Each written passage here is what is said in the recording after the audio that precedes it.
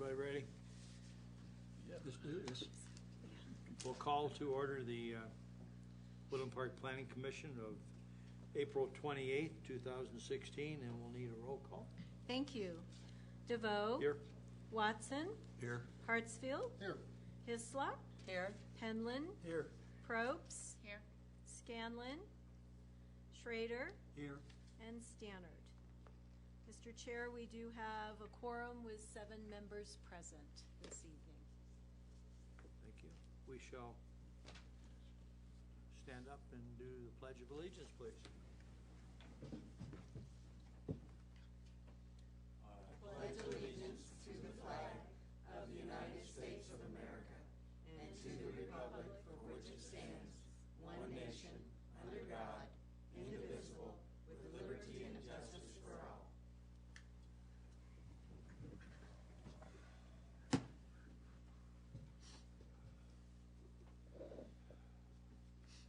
Next item is the approval of the minutes.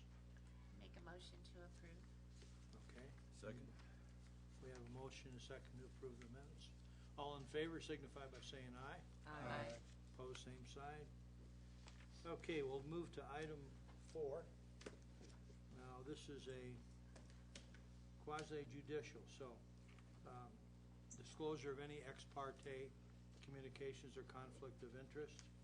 If you have any relationship with the applicant or communication, now's the time to say it, or everybody Thank you, okay? Mr. DeVoe. As the applicant, president of the Habitat for Humanity Board, and architect for this project, I'm going to have to recuse myself. We need a motion for that? No. I think I just walk away. Anybody have a problem with that? No, I don't want to stay. He wants you to stay. No.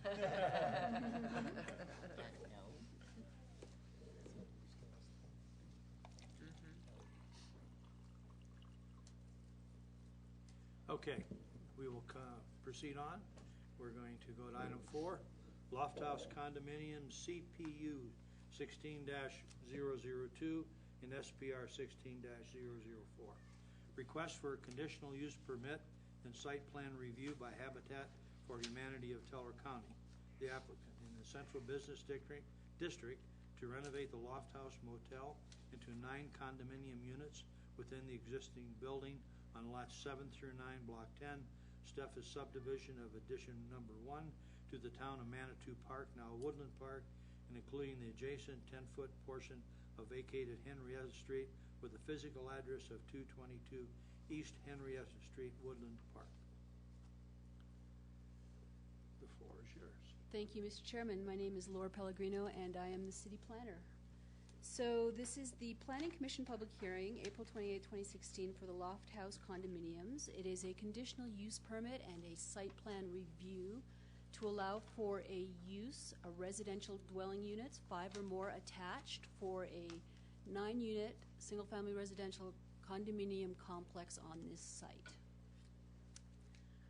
This is the Planning Commission public hearing. It is going to City Council for first reading on May 5th, which will not allow for public comment at that time. And it will go to City Council for a public hearing with the Planning Commission's recommendation for May 19th, 2016. This, we begin my presentation with a vicinity map showing the general location with respect to the boundaries of the City of Woodland Park. And the City of Woodland Park boundaries are shown in that purple dashed line. And this is Highway 24. So you can see that the site is in the Central Business District. It is the downtown area on the eastern edge of it. This is an aerial photo of the site, and the site itself is shown in red in the center of the diagram. And what it does is it also labels some of the surrounding streets. This is Laurel Street going north-south here, just east of the property, just east of the site. Henrietta Street bounds the site, a platted 50-foot right-of-way just to the south of the site. To the north of the site is South Avenue, which is also a 50-foot platted right-of-way. It does not happen to be improved in this section right here where you see on the aerial photo it's still a grassy area. There are social trails throughout this area, and you can see one through here. It is not on a trail map, on the city trail map. It's not a public open space. This portion of the right-of-way. It's not dedicated open space or anything like that. It is a right-of-way for access. It's just not improved, and you can see social trails.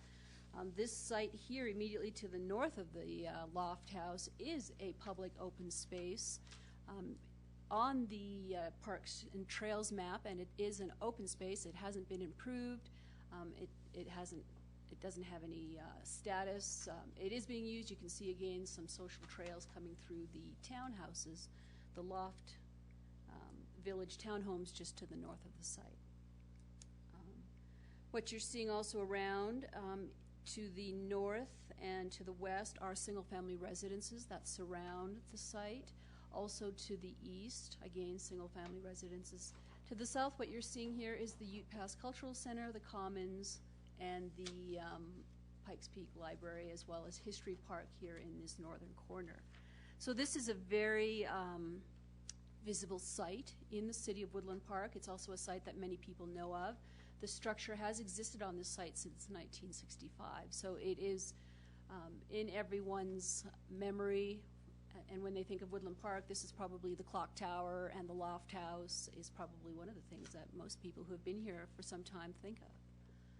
So this is a zoning map. Again, the site is shown right here in this little clouded area. The zone for this site and everything immediately to the south in the blue is Central Business District, CBD. Immediately surrounding the site in this light pink is the Neighborhood Commercial Zone District. And this dark brown is MFU, which is those townhome units. MFU is multifamily, urban. And then again, surrounding up to the north is the urban residential district and the public lands and surroundings. So you can see that the site itself is a little outlier of the CBD zone district, completely surrounded by neighborhood commercial, except for the north where there's a small townhome unit, and that is multifamily. So this is the assessor's photo from the assessor's records of the Loft House, and it pretty much exists like that today, except there's a little bit of snow around all over the place. And what you'll see here are some maps from 2012 Google Images. This shows the Henrietta Avenue, right of way just in front of the Loft House. You can see that there's curb and gutter, but there's no sidewalks along Henrietta at this point. And the applicant is proposing sidewalks along the north edge of Henrietta, and the sidewalk will wrap around Laurel Street as well. So that is part of his proposal. This also shows the eastern facade of the building. So this is the corner looking at the south facade and the east facade. And again, this is a 2012 Google image photo showing the south facade. You can see that the footprint and the general location of the building, all of that will remain unchanged. The clock tower may be moved. It's certainly proposed to stay. This is a view again from a 2012 aerial photo from Google Images. It is the west facade on that side and the north facade on this side. Primarily will remain unchanged. The footprint will certainly be unchanged. The applicant is proposing some new siding on that side. And this bottom image is the Laurel Street access that will come into the property and is the access that will be used. The Henrietta access is proposed to be closed. So this will be the access. It'll be a two-way access, and what you're seeing here is the eastern facade of the building. And again, not many changes, some siding, some new windows. This is the site plan that was submitted by the applicant. It is revised when you compare it with what was attached to your documents. This was just submitted today. So what we did was we distributed today's submittal, which is this site plan, a revised elevation, and also the floor plan for the basement floor. That should have all been on your desk when you came in today. This is the site plan, and again, it shows South Avenue here on the north, Henrietta on the south, Laurel on the east, and single-family residences to the west. It shows approximately 22 parking stalls, which complies with our regulations in terms of the number of parking stalls. It shows the snow storage area proposed, which complies with our requirements for snow storage. You can see that the footprint remains unchanged, and there's a preliminary plan for all of the residential units on the first floor shown here. Your application packet also had a floor plan for the second floor, which is what was here. And it did not include the third floor, but that was distributed earlier this evening. And the third floor includes one other unit. It is a single bedroom unit down below. So again, this is just a preliminary layout showing feasible floor plans with kitchens and bedrooms for all of the condo units. An application for a plat will be submitted in the future, which will go through a review process that will divide these into properties based on the location of the walls between each unit. This is an elevation. Again, it was just distributed today for the most recent elevation, showing what the revisions to the exterior might look like. What we're seeing is some new siding and some new deck railings, some new windows, some new doors. But primarily unchanged. What you're seeing is what the Loft House has been for more than since 1965, and it's just going to be renovated, so it'll look a lot prettier. They did submit, the applicant has submitted, and they'll probably describe it in their presentation today. The colors for these the exterior siding will be kind of a gray-blue, and the shutters that you're seeing here will be a black, which will be a lot nicer than the salmon peach-colored Loft House that we see there today. So I think that will be a great improvement.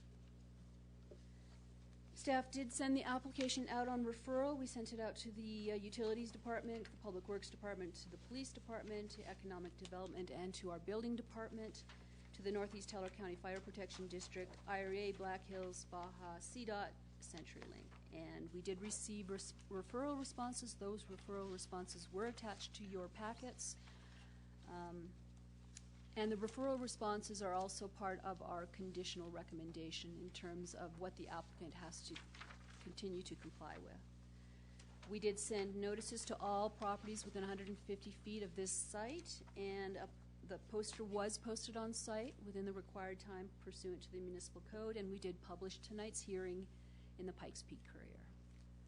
The zone district, again, is Section 1823, which is the Central Business District. What the Central Business District is intended to provide is a downtown area for commercial uses that are pedestrian accessible as well as motor vehicle accessible. It's also able to sustain a high-density design with appropriate consideration for corridor improvements, off-street parking, landscaping, mobility, and residential uses are appropriate uses within the CBD as a conditional use permit. So some of the permitted uses, just to highlight some of the things that could go on this site, are things like a health sports club, a vet clinic, a grooming shop, auto parts sales, private garage, businesses, offices, child care center, those types of things are outright permitted. Under the conditional uses, which is Section 1823.020 for the CBD zone district, what we're seeing there is the residential dwelling units 5 or more attached. And that is what the condition is, that is what the proposal is before us today. Residential dwelling units 5 or more attached. And that's why we're here as a conditional use. Maximum height, oops, let me go back. Maximum height in the CBD zone district is 35 feet. This, again, we're not changing the height. The height is 27.5 feet. When you average it out along all sides, it is in compliance with our height maximum. The yards, again, he's not moving. The building is not moving at all. The footprint's not changing. So any yard requirements are legal, non-conforming, but compliant in terms of they were built before regulations were built, and the applicant's not changing them, so they're not getting worse. The building is non-conforming, but it is allowed to continue till in its current form. So staff does call that legal non-conforming, despite the fact that it does not meet some of the setback requirements, especially on the west side where the building pretty much butts up against the property line. It does comply with the frontage requirements. Only 25 feet of road frontage is required, and again, 320 feet is shown and demonstrated and exists along Henrietta and Laurel on both sides. The proposal does comply with the required parking stalls. They are required to show 20 stalls. They are showing 22 stalls. They are required to show 373 square feet of snow storage, and they're showing 420 feet. So they are over-compliant as far as parking and parking standards. No fencing or shrubbery is required. The applicant is proposing to upgrade and fix some of the fencing that exists on the west side. Signs, if there are any signs proposed for this residential complex, they will have to go through a sign permit process through Section 1848. So none are proposed right now. I'm sure all the signs that you see for the Loft House Motel will be coming down. The applicant is proposing a sidewalk. He will be constructing it. They will be constructing it. It will be a 5-foot sidewalk compliant with all of the city regulations, and it will go along Henrietta and Laurel Street as proposed, and the applicant will be submitting full design for that with the zoning development permit construction plans. He has shown it on the site plan that was submitted today.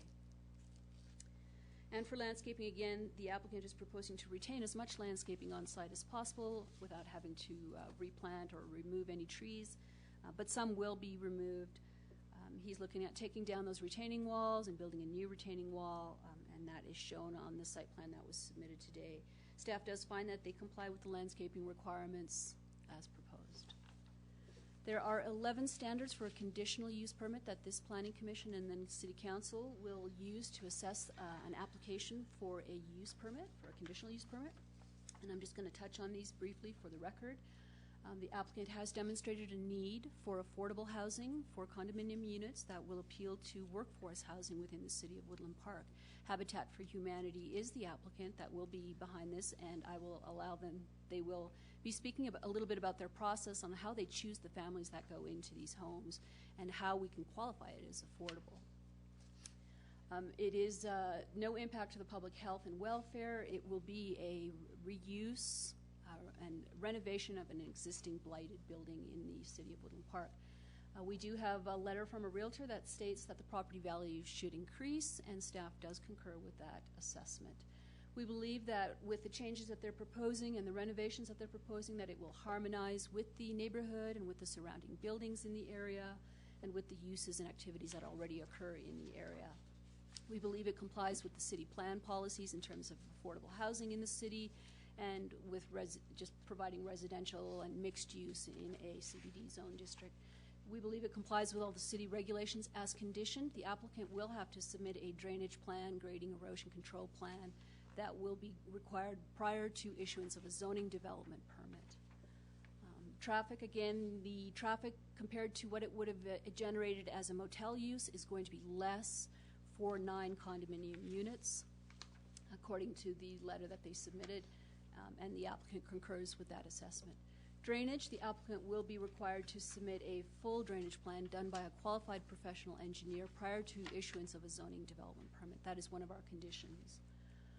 Water, sewer, and wastewater, again, it is connected to city systems, and we will make the necessary changes so that each of the units has its own meter and its own connection. Taps will be worked out in terms of the fixture unit counts, and again, that will be all prior to zoning development permit, prior to building permit issuance. There are no hazards that need mitigation with this proposal, and staff does believe that with the renovations proposed to the exterior, the architectural design will comply with the guidelines that we have in the municipal code. So there are 7 standards for a site plan review. Many of them are repeated and repetitive with respect to what the standards are for a conditional use permit. Again, we need to show and demonstrate for site plan review approval compliance with our city plans, which staff does believe it complies. Compliance with our city regulations regarding grading, erosion, design, parking, tree retention, lighting, layout, and architectural design. And again, as stated before, staff does believe it complies with the requirements as far as the municipal code city regulations. There's no additional impact to traffic. There's no impact to topography, soils. Drainage plan will be submitted. There are no environmental hazards or features with this proposed development. Again, wastewater, water and sewer and air quality, no impacts. The staff will work out with the applicant through the zoning development permit process all of the tap connections and water connections and sewer connections. There are no fire or safety hazards. The fire department has reviewed this application and is fine with the closing of the Henrietta Street access and is willing, the building will be sprinklered, so the fire department believes that this proposal is very feasible. Staff does believe it's compatible with the existing and surrounding uses and structures as they exist. So as a result of analysis of all of those standards, staff does recommend approval of conditional use permit 16002 and site plan review application 16004 for section 1809090N4, which is residential dwelling units 5 or more attached for a 9-unit single-family residential condominium complex on lots 7 to 9, block 10, Stuffa subdivision of addition number 1, subject to the following conditions. 1. Signage, if any, shall be reviewed and approved under a separate sign permit application. 2. Prior to issuance of a zoning development permit for construction, the applicant shall provide the following for approval to the city: a final conditional use permit site plan review site plan revised to conform with the red line prints returned to the applicant, including addressing number 1, all comments made by William Osbach, Director of Public Works, in his memo dated April 8th, 2016, which revolved primarily around the drainage.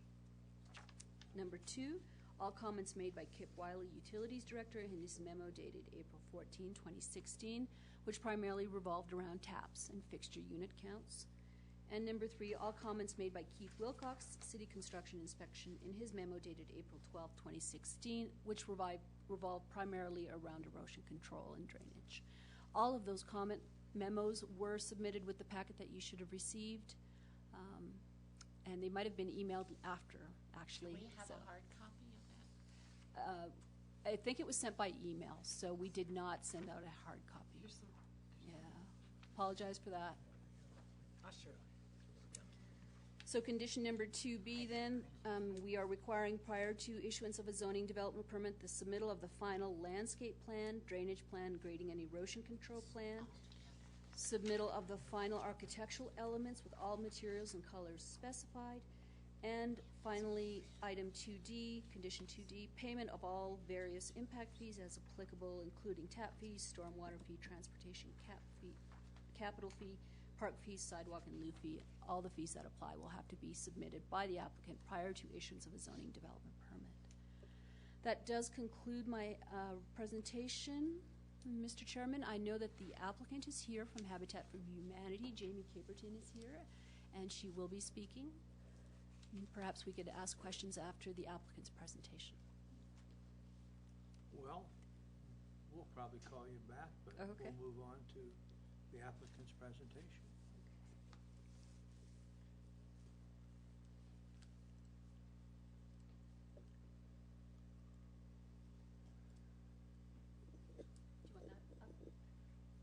Do you want that up? Okay.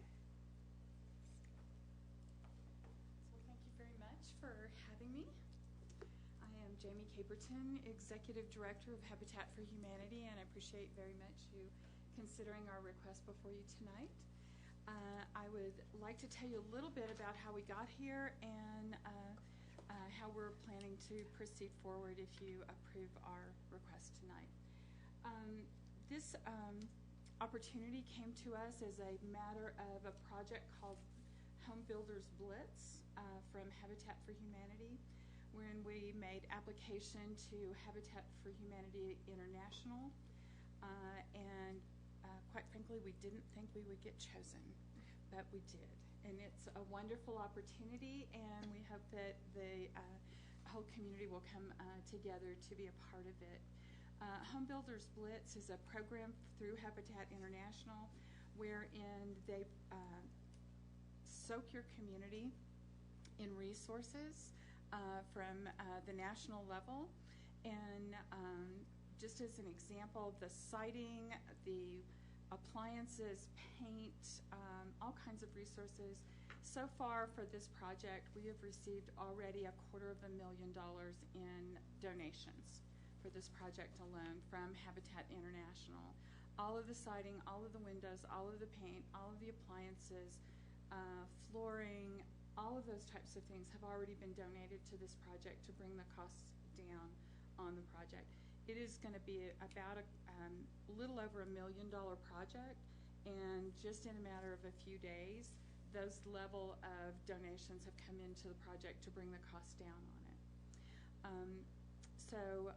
Home Builders Blitz is that level of project to bring donations, donors, volunteers, builders, all together to bring that kind of notoriety and ability to bring affordable housing to our community.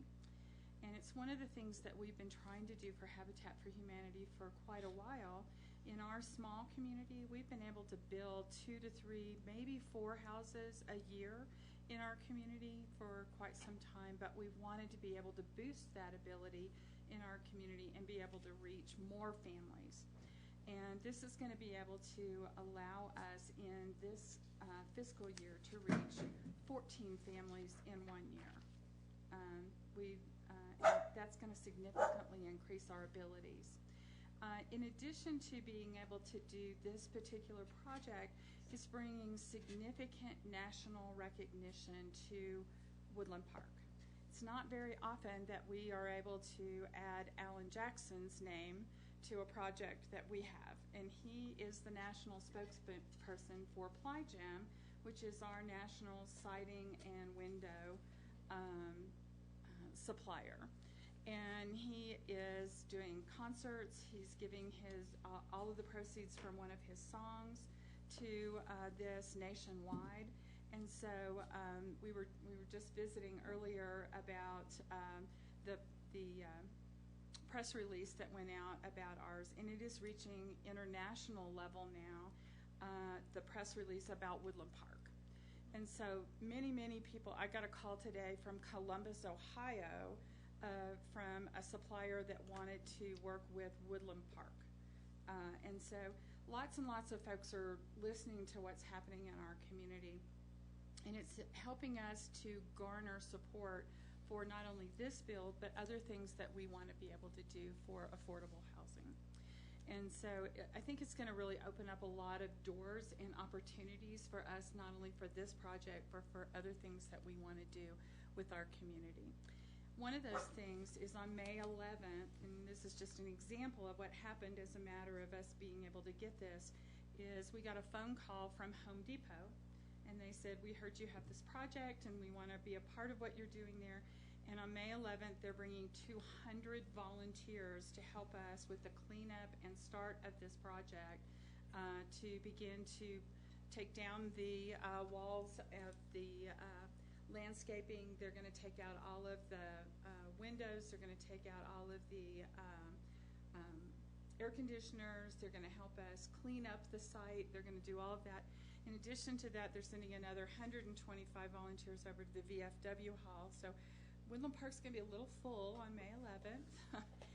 But in addition to that, they donated $90,000 to kick off our campaign, for the project. So it's very different than when we're starting off one of our smaller homes. It's bringing a lot of national recognition. I would not have been able to bring Home Depot to Woodland Park if it hadn't have been for this type of project and national Habitat being involved in this project. So I just wanted to kind of introduce you to that. We want to invite you all out to that project. In addition to that one, on May the 5th, Foxworth is inviting all of the suppliers, all of the tradespeople to come together, to band together and put on their tool belts and join in the building of this project. They are hoping that with the addition of the tradespeople, we can further bring down the cost of building this project. With all of them adding their supplies and they're inviting all of their suppliers to add into the project as well. The Teller County Home Builders Association has adopted the project as well. So many of those folks will add into the project. We're hoping to bring the cost of this down as far as we possibly can with donated labor, goods, supplies, and try to get as much of those costs down as we possibly can. The more that we can do that, the more we can continue to build in Teller County and in Woodland Park. So we're hoping that we can do even more after this project is over. Let me tell you a little bit about our families. We hope to put 9 families into this project. It's not going to be any different than when we do a regular build. They have to put in 300 to 400 hours of sweat equity. They have to qualify for the loan through USDA or through Habitat. They also have to go through 8 weeks of home buyers education classes. So they are going to be strong members of this community when they finish with all of the work. They're going to be entrenched in this community, and they're going to want to be good, solid home buyers.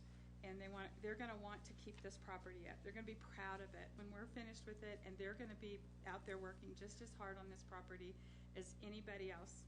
We have a motto here. We don't do a hand out, we do a hand up, and they're out there with us doing this. It's not us giving over a set of keys to anybody. We are very proud of the fact that our home buyers are doing this with us, and we're doing it with them. And we want to change a lot of the old concepts that people have about Habitat home buyers. A lot of people think that those are rundown houses that people just got handed and that they don't care about them. If you could see and talk with some of our home buyers, some of the ones that I've worked with right now, they've worked for a year or more to get their credit scores changed. Some of them were in the tank when they first came to visit with us, and they've worked for a long time to get their credit scores up into the 600s and almost to 700s so that they could get these loans. They've had to work hard to get those things off of their credit reports so that they could be good, strong buyers. And I guarantee you they've worked hard to get here. And they're going to be proud of what the Loft House is going to be and be a part of this community. So I encourage you to come and meet our homeowners. They'll be out there working on these just along with everybody else that's out there. We've got lots of great plans. We encourage everybody to be a part of that planning process. I should say we have exciting ideas, but we've got lots of people working in this, and we encourage all of you to be a part of that. We want the neighbors to be a part of that. We were visiting here before. This is a neighborhood, and we want it to be a neighborhood, and we want our families to be a part of that neighborhood, and we want everybody to be there and be constantly involved in what Habitat is doing, because we love those ideas and we want people to be a part of our planning and our process. So I've yapped enough. What can I tell you about it? I have a quick question. Yes, sir. How are you going to manage the property? I see you have a commons area, you have grounds to keep up and everything. How is that going to be managed? It will have a homeowners association, and we've already begun that process of writing those homeowners association bylaws. Doesn't like that idea.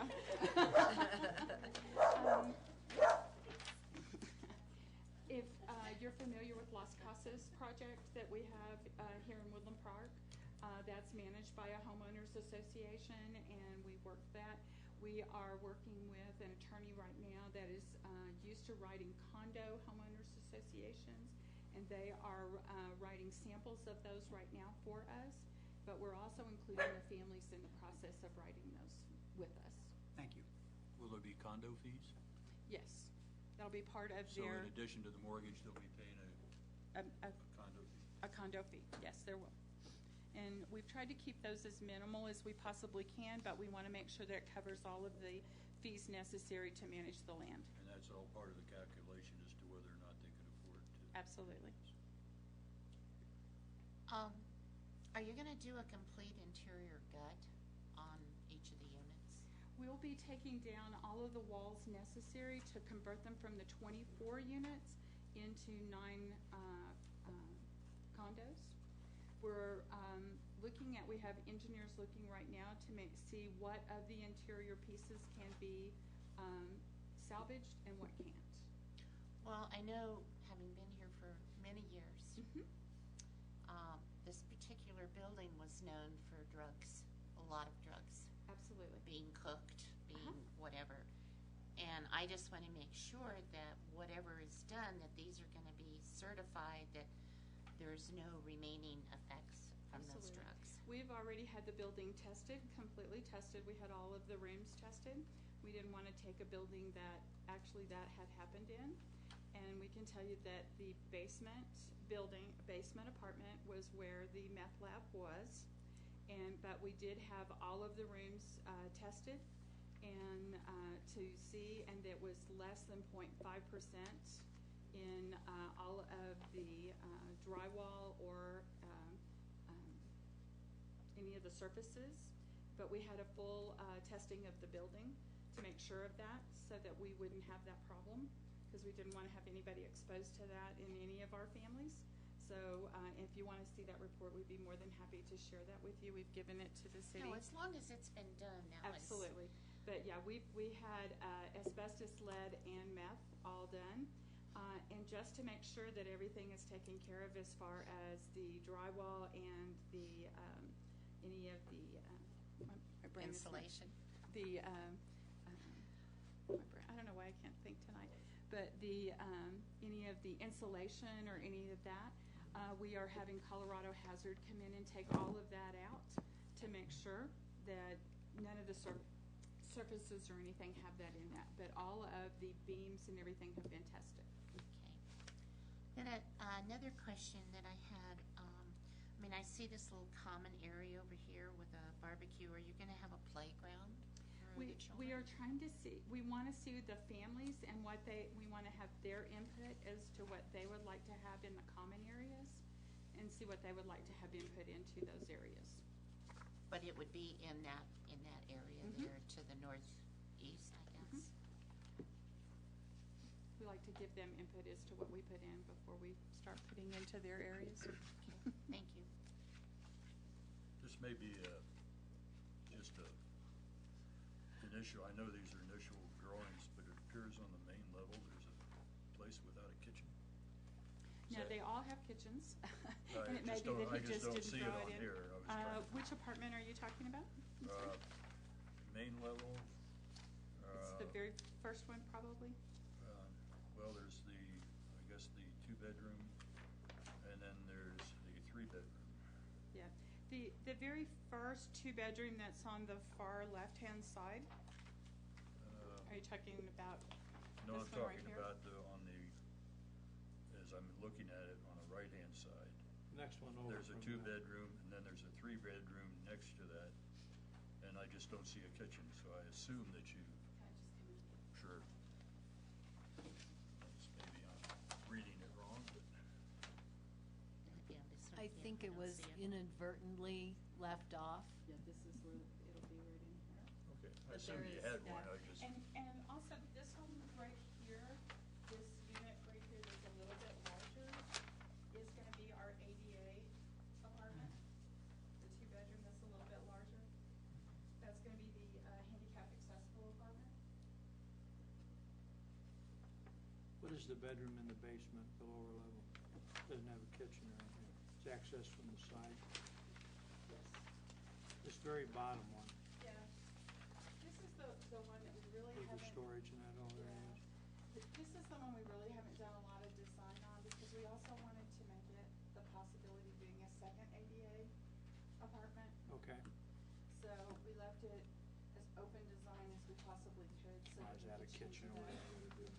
We could move it around and do what we need to make it handicap accessible as well, because it has a full access from the bottom, so we kind of left it open, so it would be Okay. nice. is that storage area adequate is that for the residences, or What is we that? wanted to be able to do with this one was to be able to put open storage down there for each one of the units, so that they could have like rack storage and things like that for the apartments. So Jamie, I'm gonna get you to come back over here and speak, because you're streaming on the internet. And the specific design of each of the units is not something, we're just talking about use here, land use. Each one will have a kitchen, and the design I might change. assumed that, I just, Yeah. Right. A question on sidewalks. And I notice you planned the sidewalk along the front as you're Yes. headed down to Memorial Park. Right. And these are pretty good sized apartments, so you're gonna have kids in there if we're doing that. As you go on Laurel Street and go off the property, because you've got a sidewalk going over there, does that sidewalk continue all the way down? Are they gonna have to walk in the street once they make that curve to get to the high school? Or on the grassy right-of-way. How are we gonna allow that without the putting in sidewalks. Ultimately, we I would don't like, mean you, those ski people here. we would like to see that gap filled. We would like a sidewalk all the way to the school. That would Has be. the city done anything about planning that for a budget? It will be part of the walkability plan that Main Street is looking at right now, and so, yes, That's this is. a busy, blind intersection. And The current, people come around there, the geometry of that, and then you go up over the hill on Henrietta. And you can't see cars coming the other way. And you got a sidewalk taking care of that. But down here, for people going to Gateway, walking to the middle school, going to the high school, they're at their risk going along there. We should do something, not Habitat. no, the city, by putting in this section, it will make the other gaps a higher priority and the city more likely to fill those Okay. in a more urgent fashion. The last thing we need is some kid getting hit on a bicycle there, because that's a blind corner. We ought to maybe put some signage and slow down in the neighborhood, and all those things we can do. But then the answer is sidewalks. High school kids are not known to going slow around that curve. All right, just saying. Washer and dryers in the apartments. Not in the apartments, in that common space, right by that one handicap apartment. The common space right in front of it will be a common washateria for the apartments. It is so easy to take a small utility closet that hold a washer and a dryer and a shelf above that, so that people that have kids and that at home can do it in their own place. I will talk to Ken about that and see if we can try to Just a accommodate thought, that. because you're having everybody go down to that common room, it's supposed to be everything for everything, and put quarter washing machines and that kind of stuff in there. I'll talk. You know what I'm saying? I totally understand. We're trying. You can get a stackable unit. We tried to Doesn't take a lot. carve as much space out of these as we could because they're kind of tiny. Understand. But I'll talk to Ken and see if he can't carve out a closet. Especially for the handy, or the ADA, sorry, thank you. So, So I have a question for staff. Do we have to have two entrances and exits for the property? Not necessarily. Our requirement is typically based on fire code requirements. If the fire district can get their truck in there, and if they can get a hose that can reach around to every corner of the building, one access would be fine. Oftentimes, they'll just park on the street and fight a fire, a building fire or a structure fire from the street. The fire department has been out there. They have done site visits. They were okay with losing the Henrietta access. they told us as long as we had 150 feet for a hose, then it was okay. And they assessed it to be that. And they're particularly pleased that they will be sprinklered. That's true. I forgot about that. Okay, thank you. The timber retaining wall on the right side at the back, I assume those are new, not the one existing, shown as existing. We'll be replacing those to build them back up because the ones that are there are falling down. Yeah, that was the question. It says existing timber retaining walls to remain. Right, but we're putting them back in place. They're falling down at this point. So Jerry, you're putting thinking new the ones in, the you're back by replacing Laurel? them. Okay, because to me, it's probably pretty obvious. I haven't looked at it, but it's Oh, yeah, probably but the pretty ones obvious behind the they're falling building, apart. the ones behind the building are Yeah. staying in place. Okay, The ones that are by the walkway, okay, we're putting back in place. They're falling down, so we're replacing those. okay. The ones in the front are the ones we're taking out.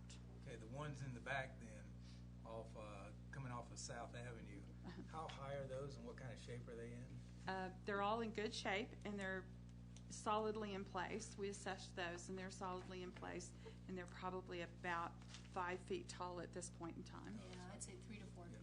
Yeah, Okay, that's not, okay. they're not quite as tall as me, but pretty close.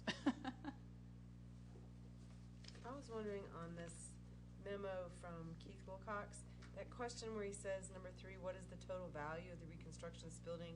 Is the value great enough to require a full site plan review? We are That- going through a full site plan review with this, and the application has been submitted, and it is a full site plan review. Oh, it is, okay. And that was generally a question for staff. Oh, okay. And then another question, this is just curious. The residents, do they have to live in their condominium for a certain amount of time? And when they do decide to leave, do they sell it on the open market? Yes. It doesn't go to another Habitat recipient? No. The way our mortgages work, and this is going to be a little bit different than our typical Habitat mortgage, is that we carry two mortgages on the property.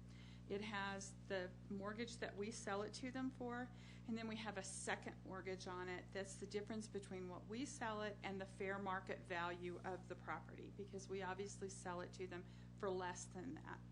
And the difference between that, excuse me, keeps them from flipping the property immediately. That's what I was wondering about. Excuse me, and making an immediate profit. Sorry. I could get you a cup of water right here. I just ran out of air. Sorry.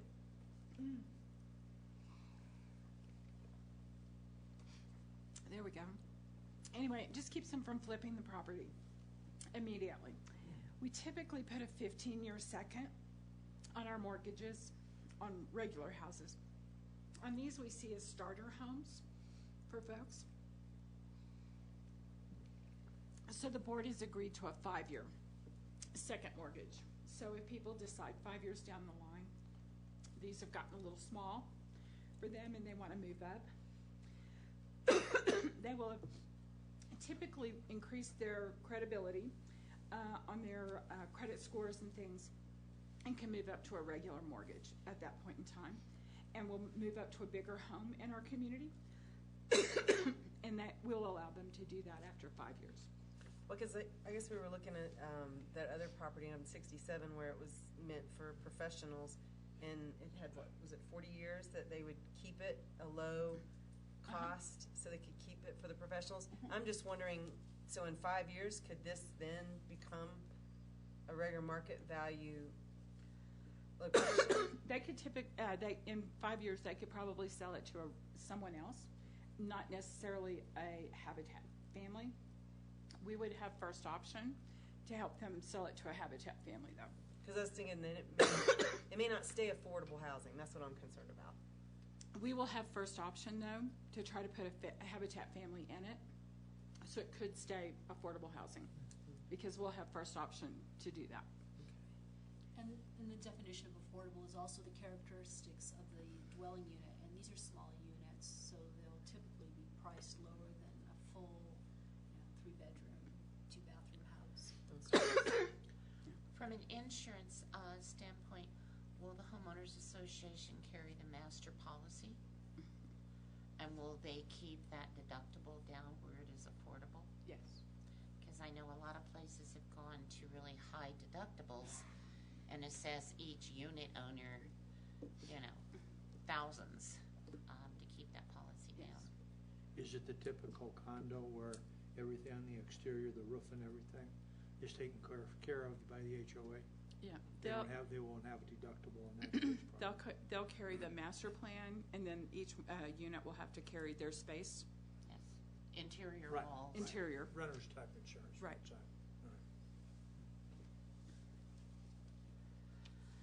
You have back doors on the main floor going into a bedroom? That's on on the back there. of the apartments? There's a door that goes into a bedroom. I'm assuming that goes outside. Those On are this plan? those are the old floor Those are the old plans. floor They plans. won't be there on the new No. ones? No. No, there'll be egress windows. How do the people on the second floor get out if there's a fire? They're Does the fire department say it's okay not to have an As long exit or as- a fire escape or something on the backside? As long as they have egress windows so that they can Okay. access them, then they're okay. Okay, Right, and they have to be at a certain size. okay.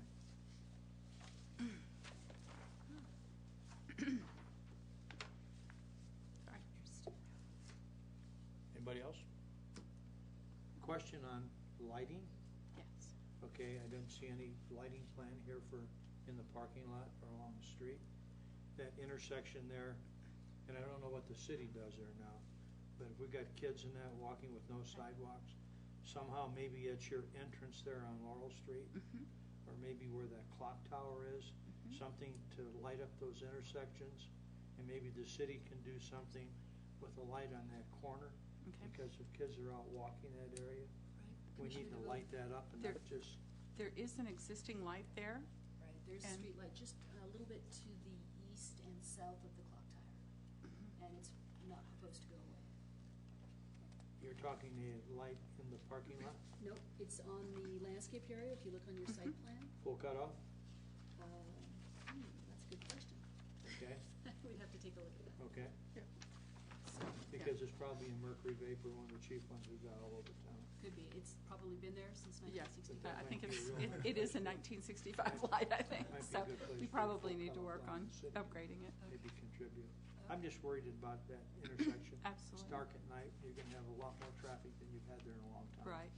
And make sure we protect people walking down through there. Now, would that be a city light? Okay, I believe that is a regular street light that the city pays for. okay.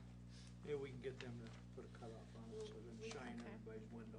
IREA is in a program right now of changing out their overhead street lights to LEDs, so we can look at that. So maybe as we redo that wall, maybe we can work on that one at the same time. I Okay. did forget, I wanted to ask about the clock tower. I think I read in here somewhere about, it is gonna attempt to preserve it, correct? Yes, But maybe moved but kept?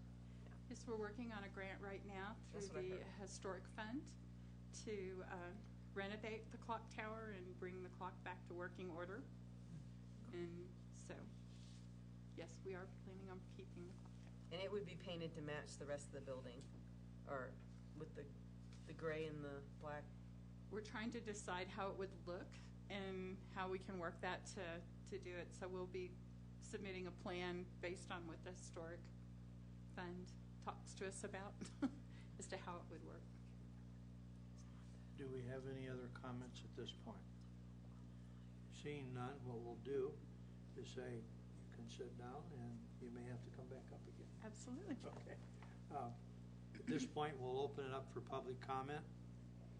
Do we have anybody signed up? Mr. Chairman, we have one. Okay.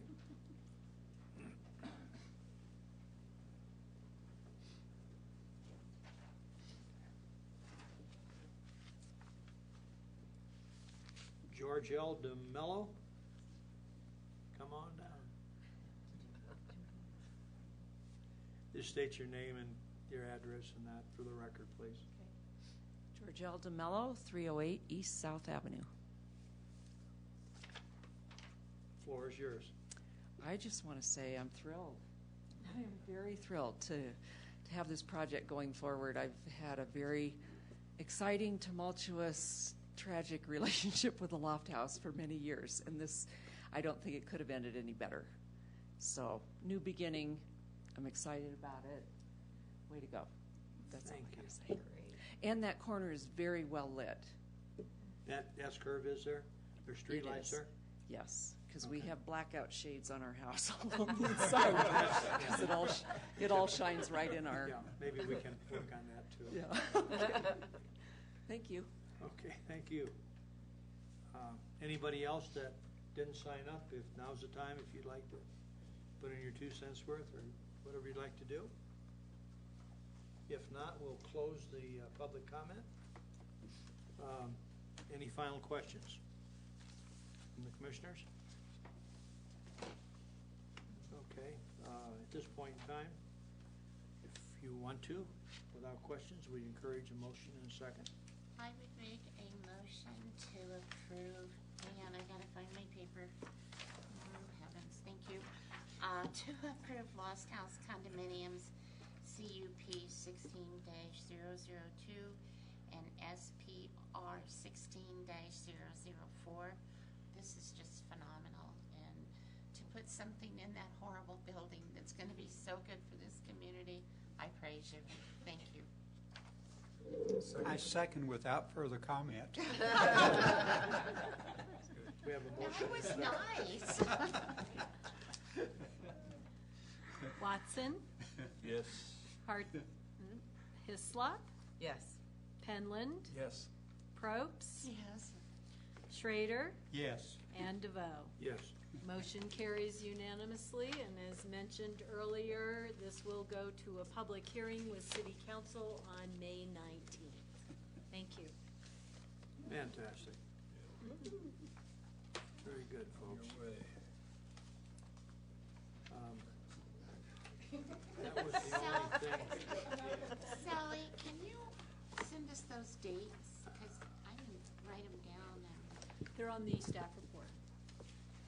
On the very front page of the staff report? Very front, it says next steps. The May 11th, that's, okay. At this point, we'll move to reports. Yes. Okay, I have none. Commissioners, any information for us? You always do. Just a couple of reminders. The May 12th meeting, we do not have a case, so we will not meet. And as of yet, we don't have a case for the end of May, but still hold that. But it may not be until June that we'll meet again. At the beginning of the meeting, I handed out a flyer that the Division of Local Affairs is going to be doing Planning Commissioner training in Golden, Colorado on Saturday, May 21st. It's free. If you're interested in going, I'd be happy to register you and hold you a spot.